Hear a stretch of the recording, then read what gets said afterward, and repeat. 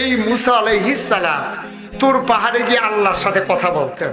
রওনা দিছে তুর পাহাড়ের দিকে, যাইতেন উনি একটা জঙ্গলের ভিতর দিয়ে। খুব মনোযোগের সাথে শুনুন। জঙ্গলের ভেতর দিয়ে তিনি তুর পাহাড়ে রওনা করছে। পাহাড়ে উঠে গিয়া তিনি একটা পাথরের আড়ালে দাঁড়াইয়া কথা বলতেন। সুবহানাল্লাহ বলবেন না? তো যখন জঙ্গলের মাঝে দিয়ে রওনা দিছে, দূরের থেকে তাকাইয়া দেখে ওই রাস্তার উপর একটা হরিণ দাঁড়াই রয়েছে। কি কি একটা হরিণ রাস্তার উপরে দাঁড়াই রয়েছে।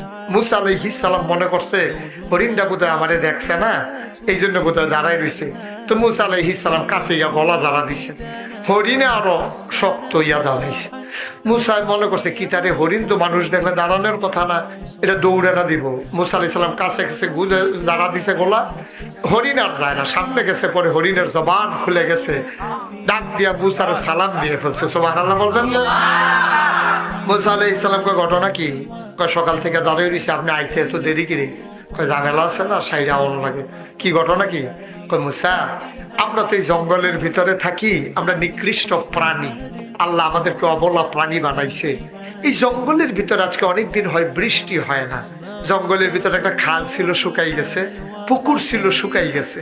এখন আমরা তো খালের পানি খাইতাম, পুকুরের পানি খাইতাম, পানি তো খাইতে পারি না।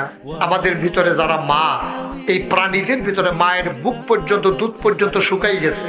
প্রাণীগুলো মারা যাবে দুধের অভাবে। ও মুসা, তুমি একটা কাজ করো, তুমি তো আল্লাহর সাথে কথা বলতে পারো, তুমি একটু কাজ করো, যখন তুমি আজকে তুর পাহাড়ে কথা বলতে যাবা, তুমি দয়া করে আল্লাহকে একটু বলে দিও তো, আল্লাহকে আমাদেরকে বৃষ্টি দেবে নাকি দেবে না, এই কথাটা একটু জিগাইও। সুবহানাল্লাহ বলবেন না?